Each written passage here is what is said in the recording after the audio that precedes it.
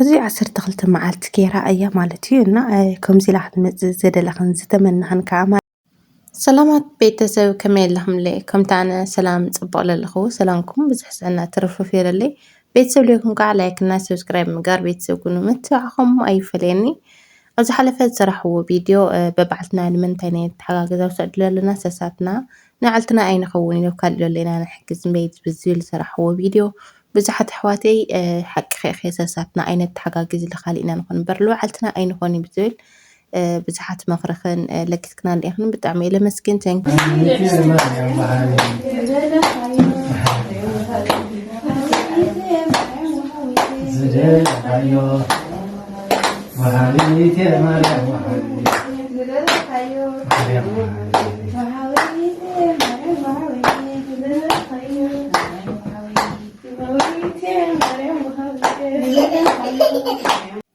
በአጋጣሚ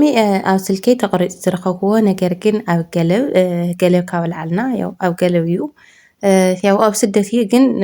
ባህልን ዓድን ዘይምርሳዕ ያው ባህልን ዓድን ልምኽባር ዝኣክል ላመንኮሮ እየን ማለት እዩ ብጣዕሚ ደስ ዝብልና ናይ ልዕሊ ገለብ ከዓ ፍልይ ዝበለ ብዓድሓም ዝደመቐ ያው ቦካር ብምዃና ግዴታ እዩ ዓድሓን ከኣትያና ብጣዕሚ ደስ ዝብል ባህሊ ዝሓለወ እግዚኣብሄርና መስገና ማርያምና ላ ብጣዕሚ ደስ ዝብል ብደመቐ ነይሩ እመቤታችን ቅድስት ድንግል ማርያም ብሽልምቲ ከተውፀኪ ልልየ ኣብዚ ግን ሓደ ነገር ዝተረዳእኽዎ ወይ ከዓ ብዙሕ ግዜ ዝሪኦ ቪድዮታትና ግን ብርግፅ ግን ኣብ ትግራይ ድዩ ይብል ነይረ ምክንያቱ ኣነ ሪአ ይፈልጥ ኣጋጣሚ እንድዒ ስደት ብዙሕ ስለዝገበርኩ ድዩ ዋላ ኣብቲ ከባቢና ከምኡ ዓይነት ባህሊ የለይ ድዩ ኮይኑ ኣይፈልጢ ብቻ ግን ከምዚ ዓይነት ብኢደን ላፈተታሲ ኣብ ቪድዮ ገለስ ይርአ ነይረ ቅድሚ ሕዚ ማለት እዩ ግን እዚ ሳብ ምንታይ ከባቢ እዩ ኣብ ትግራይ ድዩ ገለ ይብል ነይረ መጀመሪያ ጊዜ ኣብና ሪእዩ ኣብ ትግራይ ውሽጢ ምዃኑ ማለት እዩና ማርያምን ልብዙሕ ግዜ ይሕቶ ይኮነን ነይሩ ከምዚ ብኢደን ላፈተታ ኣብ ማኣዲ ምናምንሲ ልብዙሕ ግዜ ይሕቶ ይኮነን ነይሩና ጠስሚ ገይረን ምናምን እየን ዝፍቶ ኣለዋ ያው ፅቡቅ እዮ ምናልሊ እኳ ብዙሕ እንትን ይኮነ ግን ሓደ ሓደ እኒኦ ብጣዕሚ በቃ ደስ ለይብለካ ምናምን ዋይ እንድዕ ብቻ ኣባየ ድዩ ይቅርታ ተተሳሒተ ማለት እዩ ይቅርታ ግን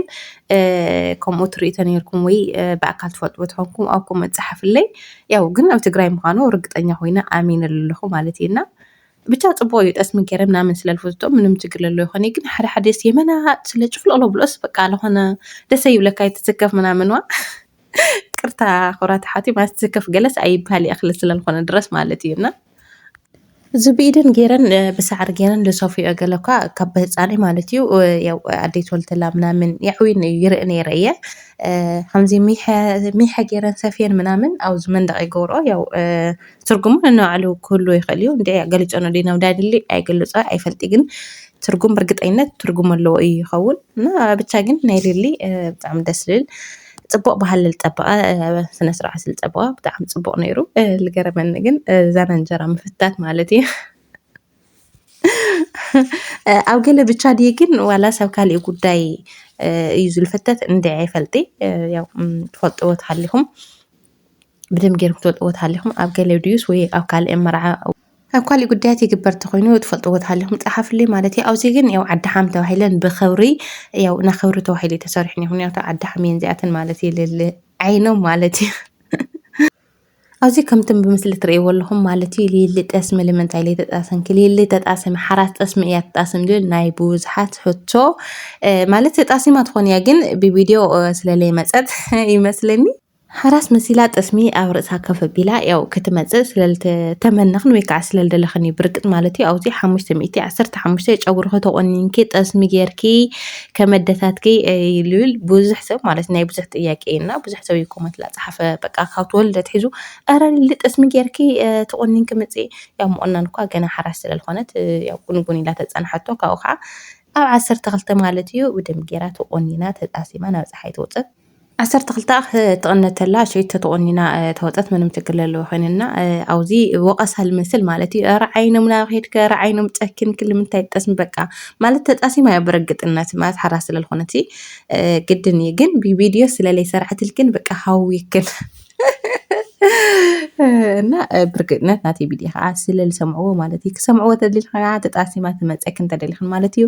ላይክ ናገርክን ምክንያቱ ክወጥሖም እየና ያው ዓይነ ላይክ ትገብር ተለኻ ናብ ብዙሕ ስለልኸድ ቫይራል ስለልኸድ ክሪኡ ወይም ነገር ግን ያው ገለብ ስለልነበረ ብርግጥ ነቲ ቪድዮ ለይተለቀቀ ይኸውን እምበይ ያው ክለቅዎ ወይም ተስፋ ይግበር ንሕና እውን ንፅበ ማለት እዩ ያው ተይጣስምኣ ኣይ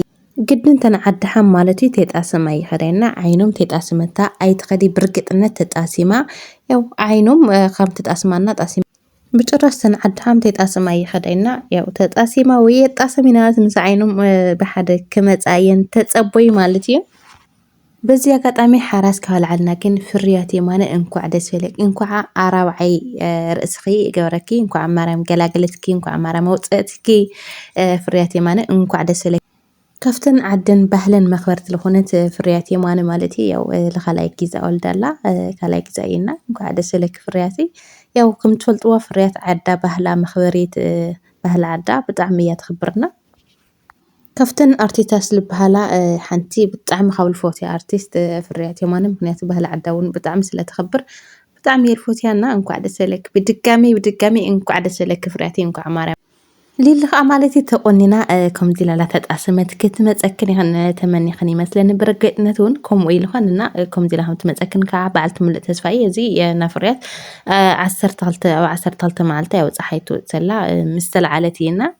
ليلة حفتنا هم زيلا وكيوا تقولنا تتقسمات اسم مالتي كم تمتزي بعلت من التسفية الطرف كن عدنا سلام يقول الله كوزو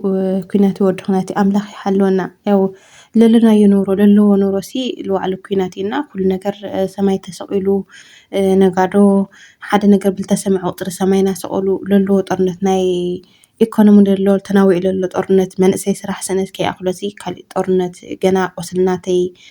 حاوي خالي منكرا خالي وأصلي ولدنا جنا أفوينا كعرفة بتشا بقى إحنا شو الطرنت التفترنا إننا نمثلنا أملاح بتشا يغير لنا تمنا قاعدة كن لبوني حبهم أملاح تهبها الكوين من يمكن لين خلينا أملاح لبوني حبهم ناقة خالي معلت مهانسي بقى لو نقر حنت نقر تسمي عس بقى خل نقر سمي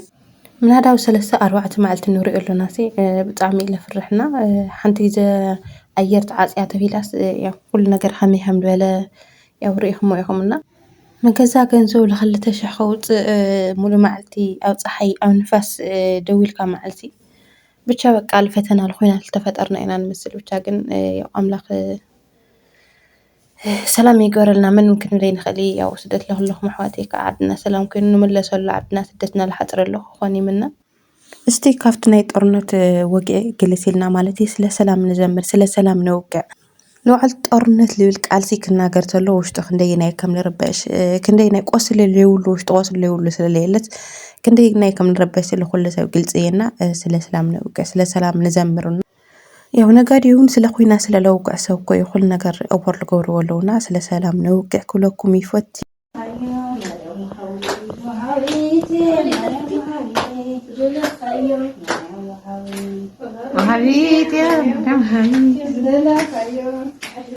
كبرات تخاتت السنة إسكا أساسات حاويركم مسائل تنحهم بتعميل مسكن بتعميل فتيكم